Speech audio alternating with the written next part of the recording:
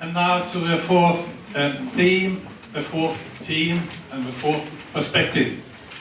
And this time it's about content, about density, and it's about scale. And first out is Tobias from Lal, from Social Action, and you will listen to Bette Sköld from just listening. Tobias, the stage is yours. Thank you. Jeg er ude på team Henning Larsen, Architects, Stig Andersen, Landscape Architects and Social Action. And we start off by putting this question out. What if Frihamnen could unify the diversity of Gothenburg and amplify all habitats? And by that we mean, what if we take the best of Gothenburg and give it back to the people in Frihamnen? Our approach has been to first look at how does it look like today, and obviously the values are around the water. As far as you get away from the water to the more trafficked areas, it becomes less interesting to stay there. And of course we want to change that so that the whole thing becomes a positive experience. And one way to do that is to expand the coastline and make it more curly, make it longer. The strategy that we have used has been to really look at what's happening in the surrounding areas of Frihamnen. Like, who are the people living there? What's happening in terms of activities? We've been out talking to several of them to understand, well, how can we take what's already happening around Frihamnen and put it into Frihamnen? Because in the end, it's all about people, and in the end, it's all about life and how we can get life to unfold in this area. So the way we have done this has been to look at, we have made some kind of, I guess, thought experiment to see, can we think of different kinds of districts in the area? Not to think of those districts as kind of, solid walls between the districts at all. They are more seen as archetypes or patterns of life that could happen here, and that of course could lap over each other. The first one is down in the south, that we call the student city, where we have student housing and sport activities, library, nightclub, beach area, building on what's already happening in Frihamnen and the university down here, which accommodates one kind of Gothenburger and of course others. Then we have what we call the Bohemian city, where rowing clubs could exist, urban gardening allotments that would accommodate another type of Gothenburger. We have this area where Kvitebæk meets the river, but also that's really where the two cultures meet between the south and the north of the river, that we call the democracy, that builds on the really complex cultures that could meet in a very positive way, we think. Including making bazaars, ethnic restaurants, and cultural cafes. Another type of Gothenburger. We have Boulevard City, that it should be thought of as a very dense area, and that is taking the advantage of the new traffic lines, the new stops here, and very office-based. So a lot of offices here, food courts, and also flats. And we have Maverick City, which is now in Ringön, which is really taking the culture that is already existing there, which is the culture of entrepreneurship and workshops, and creating and building on top of that to create, say, for example, a place where if you want to work with your hands, this is where you want to go, this is where you want to have your office. You can have a tool library where you can rent tools and repair shops and other such things. Also accommodating a need for a certain Gothenburger. And we have the heart of Frihamnen, the water city, which is really the place to live, mostly for families and a lot of flats in this area.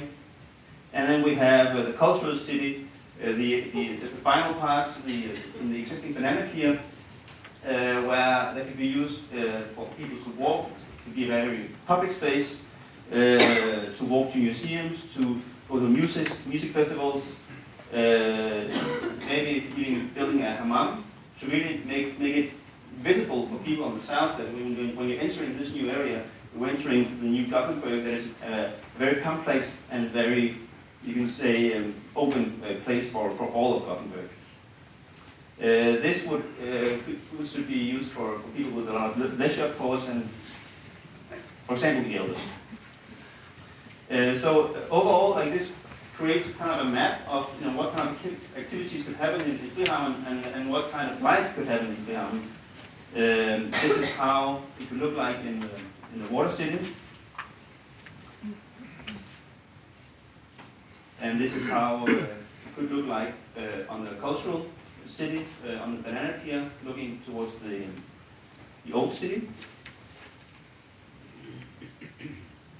And we put this slide in because we have to remember that we have to accommodate different kinds of uses. And it's a mixed kind of use that mixes different kinds of ages, different kinds of hobbies, different kinds of work activities. And we should really be careful not to forget this when we plan it and when we build it in the next few years.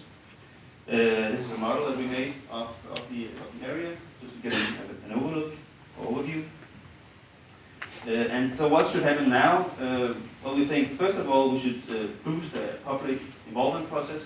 This thing that we're doing right now today is beginning, but there should be more of that to include all the people around Frihamnen. We should make some decisions on the infrastructure and water management. And we should start by making volume studies and a program for the quality of the area. And yeah, we really hope that you can take the best part of Gothenburg and give it back to the people in Frihamnen. So thank you very much. Thank you. Representing the team HLA, Henning Architect, Private Hansson, heading the team, Mette Sköld from SLA. So please, now what about content? What part of Frihamnen would you pick? Bohemian City? Anyone? Please. How would you develop the Bohemian City further? How would we develop a Bohemian City further? What Tobias just showed is an approach for the Bohemian City to have this variety of cultural content, but also of public content. So Frihamnen actually offers to all of Gothenburgers, to all of you. So how we would develop it further? Well, we need to start first. So our idea is to start with this first phase that both has a part of the democracy, a part of the Bohemian City, a part of the water city in the first phase of approximately 100,000 square meters. So from there we would develop it further. Oh, but in terms of the Bohemian City, I think also the interesting part of that is that you can start by being very experimenting in terms of how the ownership will happen, in terms of how you create allotments, and then that becomes into more experimenting ways of housing and more collective way of living. That's a good answer. So it's time for more questions, more comments. What do you do tomorrow? What do we do tomorrow?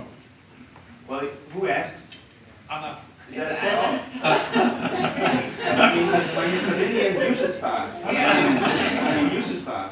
What do you do tomorrow? What are you going to do tomorrow? I mean, no, but seriously, now it's up to you. Like, the ball is in your hands, really, to get started. And we are very excited to work on this for several years now. But now it's really time for you to pick up the plate and just go. You know? I think it's worth to repeat what you actually Sorry. It's worth to repeat what you actually said in the very end. Make some very overall decisions right away about the water management and the infrastructure. That will allow a first phase to be built up slowly and make a model. I mean, big model and so on. Maybe this is a great forum to take in advices and wishes from the up. But the task force must start to kind of build up this thing. Another idea that we initiated in our process is to start with some temporary activities on Frihamnen that actually makes it a place. Last time I was here in Gothenburg, I asked the cab driver from the central station to drive me to Frihamnen, and he went straight east. So it's a good idea to actually start the placemaking. What is Frihamnen? Where is it? And it's very near. Okay. Thank you, Mette. Thank you, Tobias. Thank you, Per. I have, you raised the question, and I'm looking at Agneta and I'm looking at Olle, two directors from two organizations that work with this project. Are you prepared to answer that question? What are we going to do now? Would you like to comment? Just 10 seconds each. Olle? I'd like to read these things, very interesting what we have seen, and I'd like to that we think, and I'd like to that we discuss this before we do so. Okay. Thank you, Olle Lindqvist, CEO at Älvstaden Utveckling. Agneta Hammer, City Planning Authority.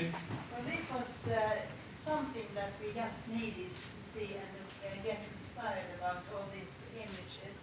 So I have got so many things in my mind to get further with, but just go, I think that was a good expression.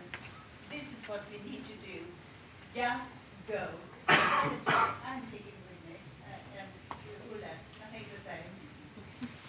Thank you for your final comments. Well, it's time to close down now. We have in the teams and we in the project group will have a tough time this afternoon because we are going to try to find the first structure of recommendations for the further work for the city. Besides just go. But now it's time for lunch, and the lunch is just